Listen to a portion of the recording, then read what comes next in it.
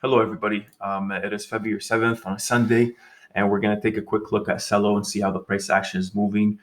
Today, we're up 24%, and we're already seeing some sort of retracement here. If we're looking here, I think we did actually go up 24%. Yeah, 24%, and now we're back to the 17%. So we're seeing a bit of retracement, and that's granted because we usually, once we get to this area over here, this range anywhere above the 3.12, we're seeing that the sellers come in to drive us back down to this range over here. And yeah, right now we have 6 hours and 30 minutes left. So we're trying to analyze and see if CELO does have that strength to remain above. And if we do remain above, even if we continue to actually retrace back down to here, and then we're still bullish on CELO. So here since January 1st, January 21st, you can see that we've been stuck in this range here. We've been range bound for a bit. And this range over here, maybe if I draw it quick, have some sort of a channel, this is the range we've been stuck in. Boom, right here. So the upper boundary is at the 3.12. The bottom boundary is at the 2.7. And we see that we've been stuck in it here for the last couple of weeks. Right now, the most significant thing that happened, I would say, is the fact that so since January 21st, we go all the way up. We even push all the way to the 3.76, and then we get driven back down below. Next day, same thing. We go even higher. We go to 3.8, and then the sellers come in and drive us back down below it. Now, the most significant thing was the fact that this candle over here on February 5th, 2 days ago, we saw that we actually did close above this level for the first time since January 1st. And I think that's what catalyzed this pump all the way up, right? So the breakout above this is the clear sign to why we're having this pump. And if we're seeing here, the RSI was clearly heading towards the oversold region. So the price strengths have been increasing since January 1st, since the beginning of this month, right? So we have the 7 hour to close. We do expect a lot of volatility right now, especially because the buyers are coming at a very, very significant, massive force, right? And we're seeing that happening today. I think there was another breakout that actually catalyzed this. So if we're looking maybe to the smaller time frames here, to the 4 hour, sorry here, there's a lot of lines and a bunch of stuff happening, but let me just maybe declutter all of this. So it's very clear that the supports of the 2.69, 2.7. And what I noticed was the fact that we're having this descending triangle, right?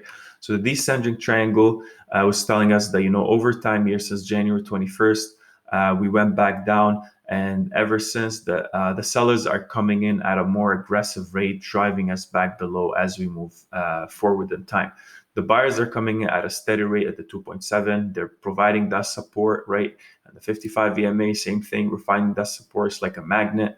The buyers were coming in at a more aggressive rate, and not until recently here it got very quiet, right? So you can see here, you can see also being reflected in the volume. So if I just maybe increase this a bit here. So typically what happens is you get stuck in this range and this descending triangle. And as soon as we start getting to an area where we get squeezed, right, where it's like, okay, so what's happening now? Are the buyers going to come in? We're seeing that there's a lot of strength, but we also know that the sellers have been extremely aggressive at this area. So what's going to happen here? Who's going to let go first? Who's going to be the first? Is going to be the buyers or the sellers that are going to make the first move? Because any move towards the upside or the downside is going to be extremely significant. So over here on this side, you're seeing that the volume was very range, just like very low, I would say, compared to this price action right now. And then as soon as we had that breakout, right? So as soon as we started heading towards this area over here where we're supposed to go down, right? Based on this resistance, we're supposed to go down. And then as soon as we got here, we're seeing that the volume has been increasing. And then boom, at this specific candle over here, this was the breakout. This was exactly what catalyzed this over here. It forecasted the fact that we did have a breakout. Volume has been increasing. The strength has been increasing.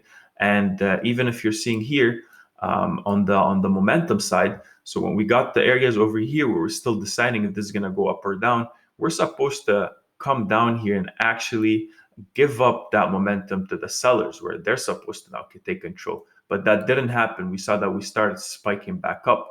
We started spike back up outside of this resistance line. So typically what happens when you have a descending triangle, you break above it. So you break above this resistance, you break above that, you come back down to retest it because now it became a support. And then is this support valid or no? And then boom, that's when the actual movement happens. You have a breakout, you come back to retest, and then you actually shoot up. So that's what's been showing on the 4-hour chart. We're seeing that happen clearly. So we know that this is valid at the moment. And then in terms of us, that's going to aid us in terms of determining where the next support and resistance should be, right? Because typically speaking, obviously we're seeing that the sells are coming in right now, and we're seeing massive wicks to the upside. And that makes sense because usually, at a breakout of a descending triangle like that, you take the base of your triangle, you take the base of the triangle and you project it to where you had that breakout, and you're supposed to have, profit somewhere around this area. This is your price target. But the fact that on the daily, just like you saw, we're seeing that the sellers, as soon as we get to a range that's over here, the sellers come in and just right away just take those profits, right? So, we're seeing right now that it's somewhere around this area over here where we're seeing that profit taking happen. Because if you got a nice lump sum of money right now, you have almost 29% profit. So you're gonna have a lot of people taking profits, a lot of traders too. Oh, sorry, this is my phone here. Let's just put that on silent. So well, that just completely threw me off track. What was I saying? Yes, so we're seeing that a lot of people are trying to sell their. Oh my goodness! Let's just take this away, guys. Sorry about this. So we're seeing that buyers are coming in at this area, and we're seeing that they are trying to take those profits, 30% profit. And we're seeing that we can easily now see where that range is, right? If we go to the 2-hour, for example, the 2-hour over here, we're seeing that the range for the range we're looking at in terms of resistance and support is pretty clear. We see the resistance happening at the 3.8, and we see that we have a clear support here at the 3.18, and that's pretty clear. We're going to see a lot of volatility between those ranges. And even if we look at the 30-minute, one thing I want to bring to your attention is this over here. So I can clearly see that we formed some sort of a bull flag as soon as we jumped up. So look, at the end of the day, you can draw a billion patterns over here, but the skill comes in on when and how you actually draw these lines. And is the whole market looking at the same thing you're looking at, right? Because you want to look at the whole market. You want to aim to have a pattern drawn for where it makes sense for the whole market, right? And that's what you need to kind of develop yourself, because I can draw so many different patterns over here on this side. But the fact that right away I saw that we had an uptrend, and then we got stuck in this downward channel. And then right away, as soon as we broke above that channel, we saw a massive body of a candle, meaning the buyers came in and the sellers weren't even in the range. And typically when you come in, you have a downward range channel. That's a bull flag, and as soon as you break above that bull flag, people came in and right away bought into it. So you're seeing that clearly right here, because if you're looking at the length of the body of this of this candle compared to all these other candles, it's different, right? It's a lot larger. So that's what's happening right now. This is the range we're stuck in right now. I think that before the end of the day, so before we have 6 hours to maintain. We need to stay somewhere here, right? We need to stay on the daily. We need to stay above this. We need to stay somewhere above I would say the 3.2, somewhere above this range over here. We have to stay above it for us to assume that we are to continue to have an uptrend. Because honestly, even if we retrace back down all the way here and stay above it, to me, that's still bullish. Is still a healthy retracement. So on the 30-minute, these are your critical levels. Your critical levels are the 3.2 and the 3.8. So this is the highest that we got to today.